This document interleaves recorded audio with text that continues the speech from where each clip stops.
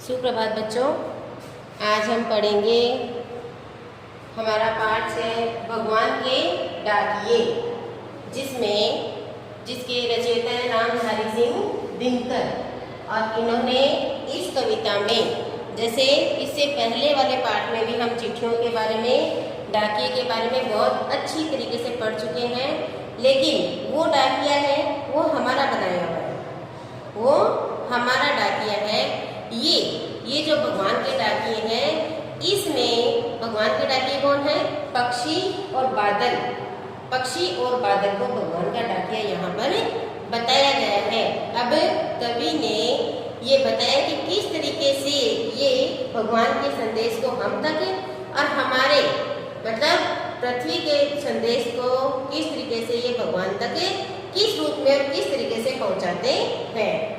तो इससे पहले, इस पाठ से पहले हमारे पास एक पढ़ने के लिए इसी से संबंधित चिट्ठियां विषय पर कुछ कविता का अंश आया है, जिसे हम सिर्फ पढ़ेंगे।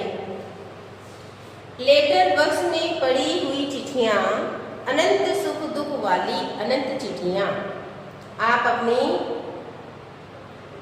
बुकें निकालिए और पाठ्य पुस्तक में पाठ 6 से पहले केवल पढ़ने के लिए चिट्ठियां विषय पर कुछ लिखा हुआ। ये दोनों ही पाठ पत्रों से संबंधित हैं, तो इसके बीच में चिट्ठियों के लिए कुछ लिखा गया है, जिसे हम रामदरस मिश्र द्वारा लिखा गया है, जो सिर्फ पढ़ेंगे और होमवर्क के रूप में हम इन पंक्तियों को अपनी नोटबुक में करेंगे। लेटर बॉक्स में पड़ी हुई चिट्ठियां, अनंत सुख दुख वाली अनंत चिट्ठियां, लेकिन कोई किसी से नहीं बोलती, सभी अकेले अकेले अपनी मंजिल पर पहुंचने का इंतजार करती हैं।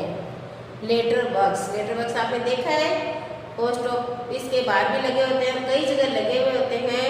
लाल रंग का एक डिब्बा, जिस पर अलग अलग जगह पर जाने वाली अलग अलग चिट्ठियां रहती हैं, जिनमें किसी के सुख का संदेश है, किसी के दुख का संदेश है।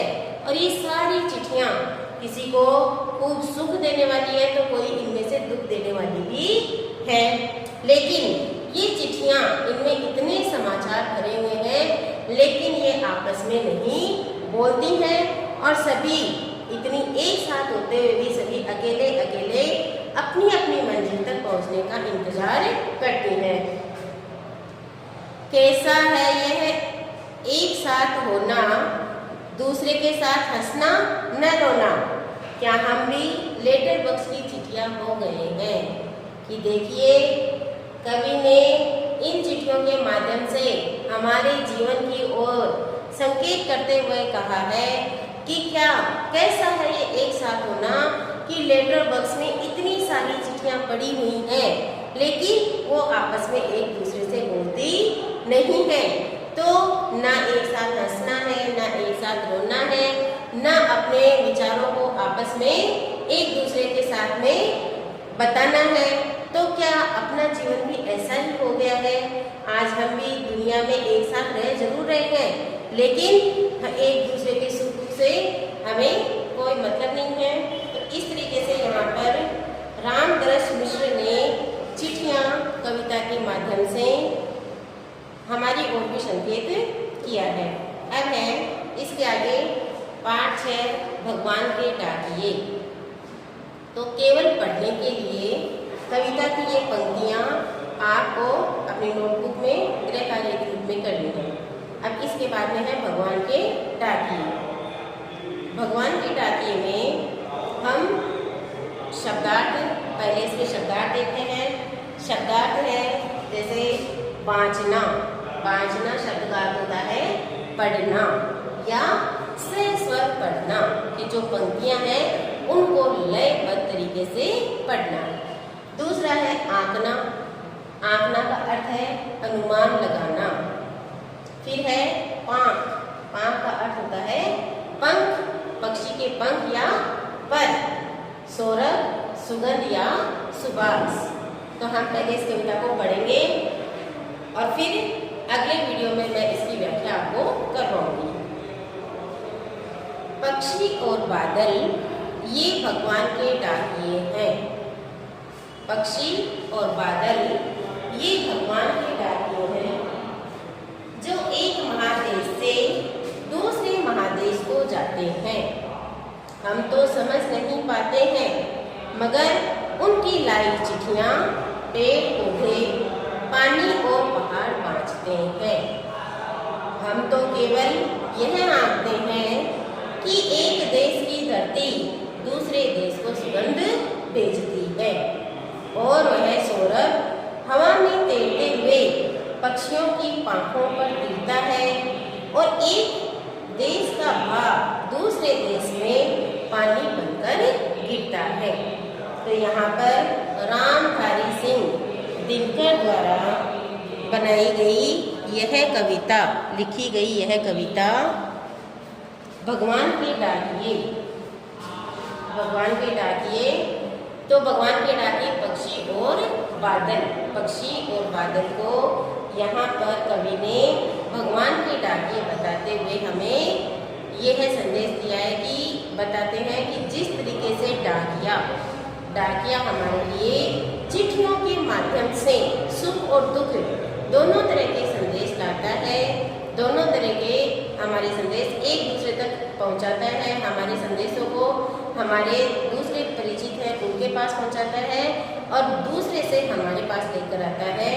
उसी तरीके से भगवान के बनाए हुए डाकिए प्रकृति का संदेश भगवान तक और भगवान का संदेश किसके माध्यम से, पक्षी और बादल के माध्यम से हमारे तक पहुंचाते हैं।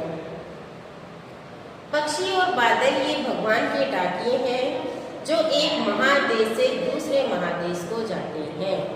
कि पक्षी और बादल उनकी कोई सीमा नहीं है, उनके लिए सभी जो एक विशाल देश से संपूर्ण पृथ्वी जो है उनके लिए समान है, उन्हें आने जाने पर कोई रोक नहीं है। वे एक जिला राज्य देश ही नहीं बल्कि महादेशों से विदेशों से भी यहाँ आ सकते हैं और यहाँ से विदेश भी जा सकते हैं। हम तो समझ नहीं पाते हैं, मगर उनकी लाई चिट्ठियाँ पेड़ पौधे पानी और पहाड़ बाँचते हैं। कि इन पक्षियों और बादल के माध्यम से जो संदेश आते हैं उन्हें हम नहीं समझ पाते हैं, क्योंकि यदि हमारे व्यक्तिगत जो पत्र होते हैं तो वो तो लिखे हुए हम सब पढ़ भी लेते हैं, लेकिन पक्षी और बादल जो संदेश लाते हैं उन्हें सिर्फ पेड़ पौधे पानी और पहाड़ ही बाँच पाते हैं, वही उन्हें समझ पाते हैं, वही उन्हें पढ़ पाते हैं। अब देखिए पक्षी और बादल किस तरीके से इनके संदेश इधर से उधर लाते हैं।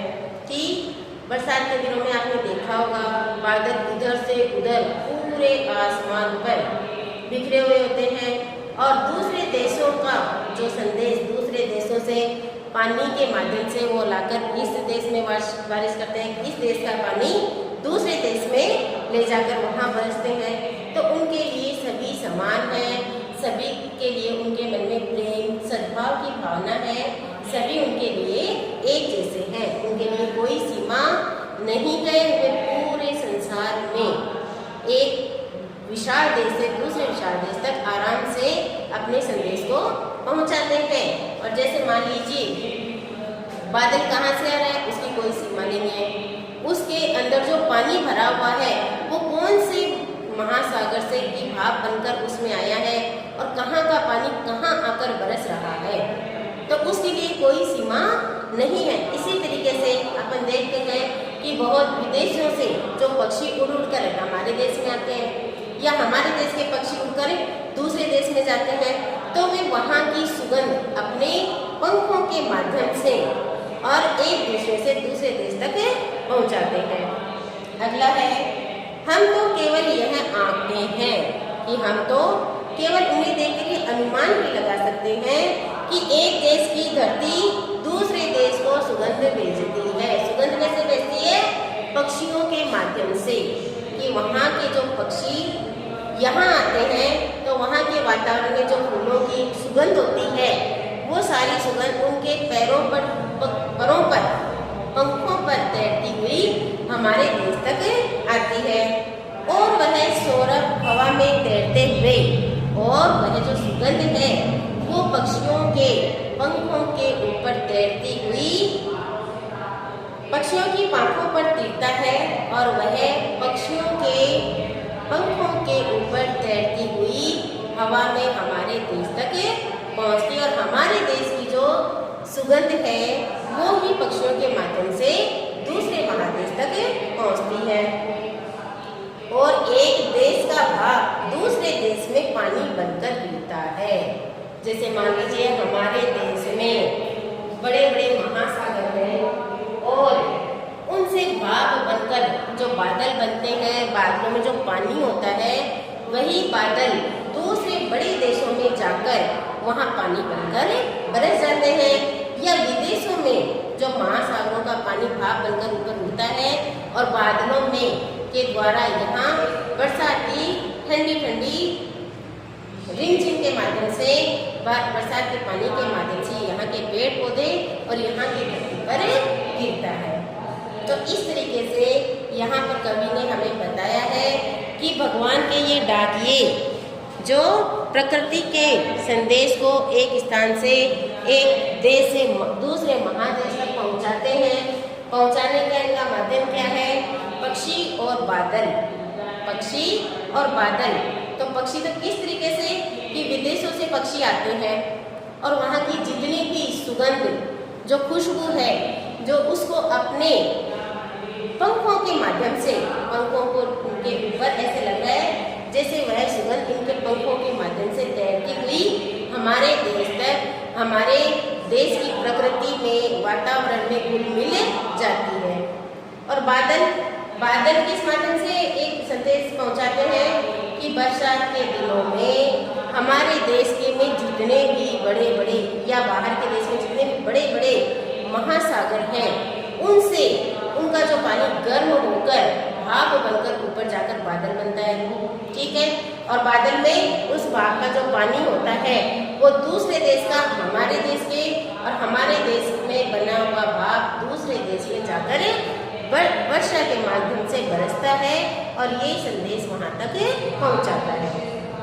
तो इस तरीके से पक्षी और बादल भगवान के डाकिये का अपना जो भगवान के डाकिये के द्वारा एक महादेश से दूसरे महादेश तक संदेश पहुँचाते हैं।